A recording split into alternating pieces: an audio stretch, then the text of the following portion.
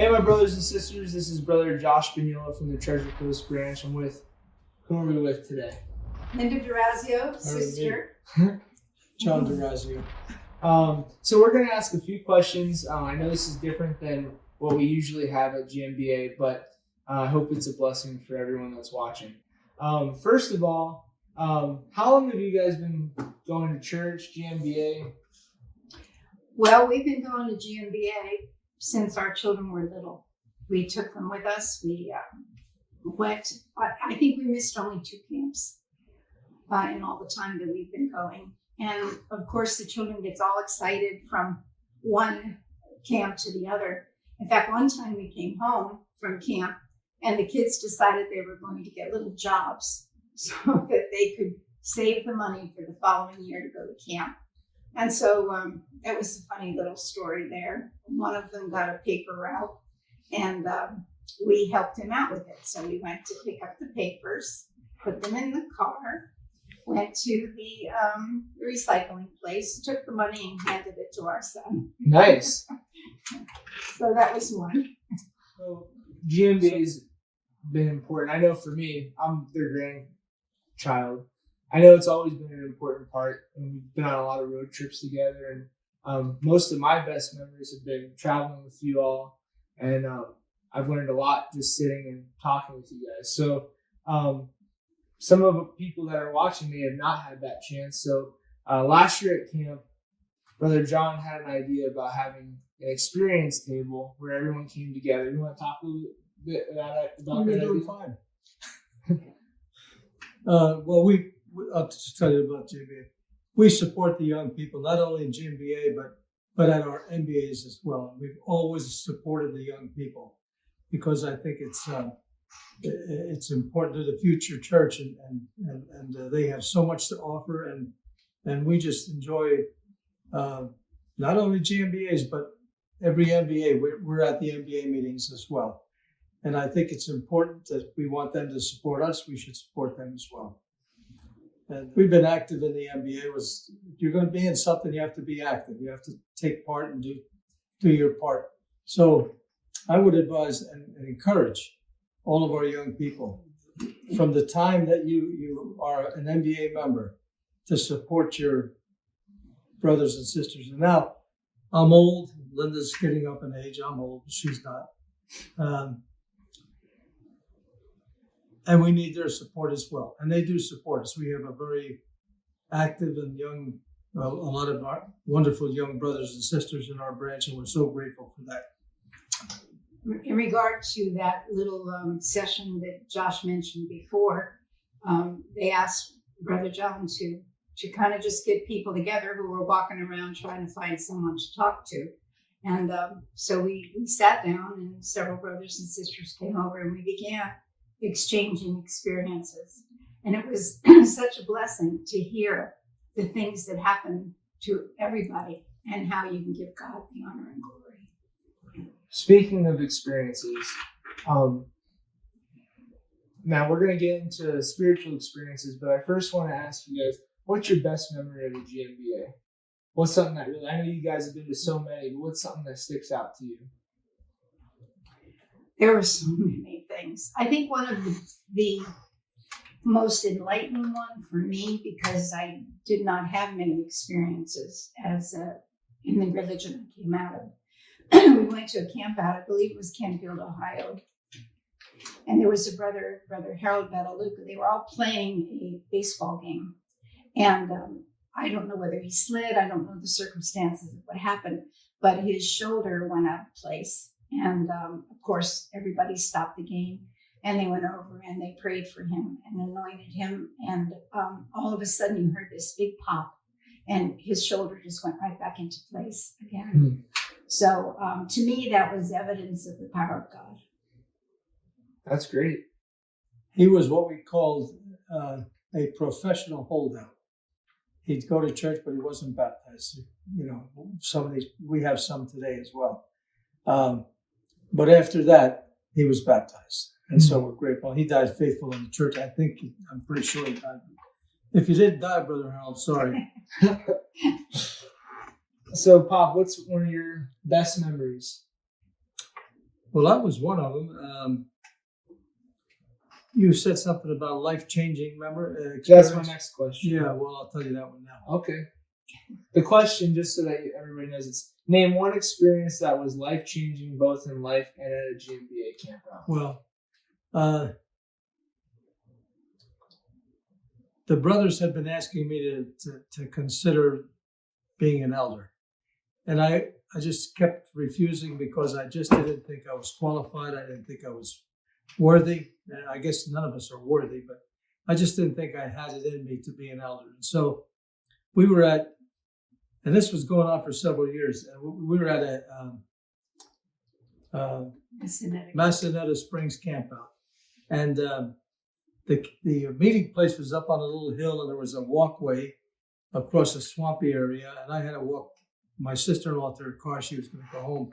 It was late at night, and Brother Nick Petrangelo, he was again talking to me about it, and so I just didn't think I wanted to do it. Well, anyway, you know how you make deals with the Lord. I'm walking back from the parking lot. It was 10 o'clock at night. I'm walking across that walkway, and I said, Lord, if you want me to be an elder, let them be singing Because He Lives when I go into the meeting place. So as I was walking back, I started hearing a very familiar tune. I walked into the meeting place. Not only were they singing, but they had called all the elders up on the stage to sing Because He Lives. So I said, okay, Lord. So that was life-changing. It's life-changing when you become an elder. Well, that's definitely a blessing. So what about a memory of something to do at a camp out that maybe you guys witnessed or someone else? I know a lot of young people go to camp outs. A lot of people have life-changing moments. You mentioned the brothers that his arm popped it back into place. What else? Any other experiences that you might come to mind that you think about? Wow, that's just great. There's so many. There was another time when it might be the same camp out actually. They had nets set up for, I think it was maybe not basketball, but volleyball. That's what it was. And one young brother come around the corner. They were chasing one another, and he came around the corner and he hit the strap that held the net right across his neck, burned his neck. You know how it burned, you get the burn, and then knocked him right over. Dislocated his shoulder too. So we went, so that, nothing was done, everything was fine. And we went to the meeting that night. And the brother comes in and he is stiff as a board. He can't move because it had, shocked his back. And he asked to be anointed. Well, he went up, he was anointed, and immediately he was healed. So there were many experiences like that. Some I can't even recall. There was another one that was very impressive to me. And we were at a different camp, and a young brother came on camp. He was not at the camp. He just came in to see his parents. And he just didn't seem right. He walked around camp and he was kind of, just a little bit. So we went, that night we went to the meeting, and he came. Did he come up that night? I'm not sure what you're talking about. Okay. Anyway, he changed his attitude. He asked for his baptism. And at that time, his father was also not baptized. And he asked for his baptism as well. And that was a beautiful, beautiful time, because you saw a son who was converted and a father who was also converted. It was beautiful. So, well, you left one or two little points out. well, I didn't understand. This particular brother wasn't going to camp out. He was on his way past the camp out, Massanetta Springs. No? Campfield? Anyway, it doesn't matter. Well, it don't matter, wherever it was. No, New Hope, that's where it was. He was on his way past the camp out, driving down south to pick up something and bring it back, which was not good. Okay? And he was not going to church. But anyway, he came to the meeting that night, and it was a powerful meeting. The Spirit of God was there, and he was converted in that meeting. He went up crying. He wanted to be, baptized. And his father, who was a professional holdout, again, he'd go to meetings, but he never would, make his commitment. He asked for his baptism as well. And the father since has passed away, and the younger brother is still in church. Good brother out in Arizona. So, I'm sure as you start talking about this stuff, it just starts coming back to your memory. I'm 25, and I can think of hearing stuff from you all. I can hear different memories pop into my brain. And I think you are doing a great job. What, if you were to give any advice to the young people of church, that whether they go to GMBA or not, it's there for them, what advice would you give them? Me? All young people need friends. You can't isolate yourself. Make friends with good young people, because somebody who is not so good will take you straight out of the church. Because, this stuff right here, this flesh, it's weak. And so if you have friends with good young people, you'll stay, for the most part, you'll stay out of trouble. Growing up, we had a group of us, Paul Vignola, George Vignola, Lenny Vignola, a couple young women, Jeannie Perkle and Mary and Nancy Vignola. A lot of Vignolas in the church. And we Joe Faragasso, we hung around, and we would do things at night and go places. It wasn't always church. We'd bowl and we whatever. Sometimes we did things we shouldn't have been doing too, but not bad things. But you always. So I'm saying, young people, make friends with people in the church. Stick close to the church, because there's nothing but trouble out there, especially today with everything that's out there that can tear you down, not only spiritually, but naturally too, as well. That's great. One of the greatest blessings to me when I go to camp is to see the young people. And so many times I have seen them maybe in a cafeteria, or maybe underneath a little portico or a tree somewhere, speaking spiritual things. And that is probably my greatest blessing. And I have to say that I enjoyed camp as much as they did, because it was also a spiritual highlight for me all the time. So, obviously, I'm sure everybody knows, if I were to ask you, how do you feel about GMBA? Your answer would be what? Absolutely. We would try to make it every time. GMBA is good. It's a good organization. Everything they do is for the young people, for everybody, even for her and I who are old now. We enjoy it, like she said, just like the young people, but it's basically for the young people. And I appreciate what they do, especially, some of our young people that we've had in leadership roles. They've done marvelous jobs. Perfect, beautiful. Some of the greatest blessing I've had the past few years is the children's choir at GMBA. Those kids are just phenomenal. Little kids, they're just phenomenal. I really enjoyed that, and was thankful that we have individuals who can organize and create and teach these children what that. And it's amazing, just like the adults choir. In just a day or two, they sound like the Mormon Tabernacle Choir. So it's great. It's great. So I have another thought. A lot of young people I've spoken to, and a lot of people, brothers and sisters in church, are really bummed about not being able to go to camp this year. And I know for myself, it does stink that we're in this situation.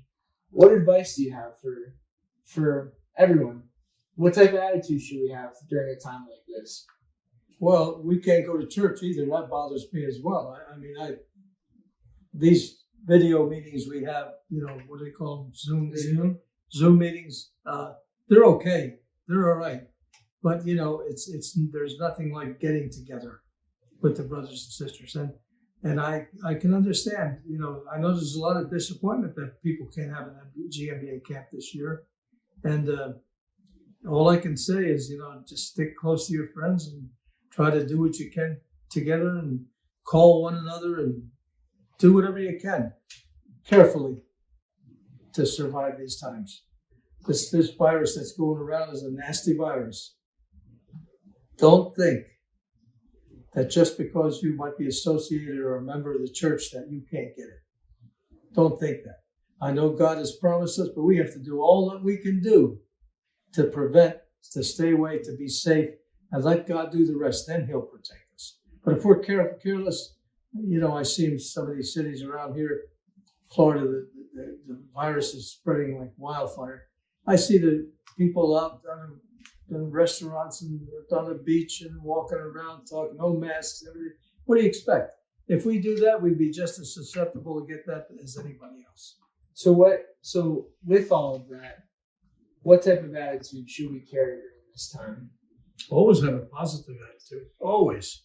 Josh, the thing of it is too that you can't go from 1 year at GMBA and then not go to church, not associate with church, and then go to camp out the following year. You have to continue. And it's like camp out is like the highlight, the big thing, but all of your meetings are very important. Sure. It keeps you strong. It helps you to learn. We're constantly learning and constantly changing. And our purpose is to get closer to God and to tell others of Christ. So we have a commitment that we have to do, but not just from camp out to camp out. It's got to be all year long. That's true. I can tell you what one of my really good feelings are is when I walk into our branch and I see a bunch of young people there sitting there and participating. That makes me feel good. That's a good sign. Where there's no young people, it's tough. You've got to have the young people bring that enthusiasm, energy. So I have one more question. Now, I never met him, but your dad, what type of example was he? There's two experiences that I was told as a young person. I think a lot of young people. Do you mind sharing the one where he came over from America, the woman that he saw? Oh, well, that's a long one. But Or is one that you think would be good to share? Yeah. My father was one of those brothers and sisters. We had them both. We had plenty of them. I grew up with a lot of them. He was one of those people that everything was church. We never went anywhere, never took a vacation as a family. And I'm not saying this is right, but that's just the way it was. He was an Italian immigrant, always had the most menial paying jobs, didn't have a lot of funds. And we lived humbly, I'll just put it that way. And but his whole purpose in life was serving God. And he was very close to God. He was a man that when he would ask God something, God would answer him. And I mean, and he had that reputation even in the church. And I remember during World War II, there was a sister. She had 4 or 5 sons, and they were all in the service over in the Philippines, in the Pacific, fighting the war over there. And so she was, worried about it. And she said, "Brother August, would you please ask God to please let my sons come home, bring them home safely?" And he said, "Okay, sister, I'll ask him." And so he went and he knelt in prayer and he asked God, sister so-and-so, their sons, and she, can you bring them home safely? And the Lord told him right there, "Yes, I'll bring them home." And they all did come home. There was another one time. I mean, this is just how focused and single-minded some of those brothers and sisters were. There was another time, one time, he was during bad years, depression, after depression, before the war, whatever. He was out of work. He there was no security too much. But anyway, he would go to prayer. And that's happened today, too. We hear experiences today similar. And he was out of work, so he knelt in prayer. He says, "Lord, I need a job. Can you please show me or direct me where I can go find work?" And so the Lord said to him, "Go down on the corner of George Street and Livingston Avenue And there you'll see Brother Dominic. Ask him for a job. My father didn't know any Brother Dominic, but he went down there. And he got there was a hole in the ground. And the men were down in there working, putting some pipes or cables or something in there. And he looked down and he says, Brother Dominic here? Just like that. Didn't know any of them men. This little old guy lifted up his arm. Dominic, what do you want? I want a job. Wait a minute. So we came up out of the hole, and he said, they exchanged names and things like that. He said, wait a minute. So he went over to the supervisors. He had a little trailer there, and he said, put this man to work. But Dominic, we have no work. Put this man to work or I'll quit. Never saw each other before. Put this man to work or I'll quit. Well, Dominic became that little crusty old labor foreman down there. He became Brother Dominic. Brother Dominic Pignozza. He was one of the sweetest, most gentle, after he was baptized, men. You see how God works? He directed this brother to go and see Brother Dominic. Well, I don't want to go too long, but I just want to thank you all for sharing some thoughts and just some memories. The reason why we ask questions and talk, and I encourage everybody to do this with your older brothers and sisters in your branch. You can learn a lot, and they have a lot to offer. So, is there anything else that you want to say? No, except the virtual GMBA. That's a new one. Well, everything is new today. And I hope everybody enjoys the best that they can what the brothers are offering. And brothers, you leaders there at the GMBA, this is a great thing. It's as far as can be expected. Making something in available. in the situation we're in. And keep up the good work. That's all I can say. All right. God bless you all. Adios.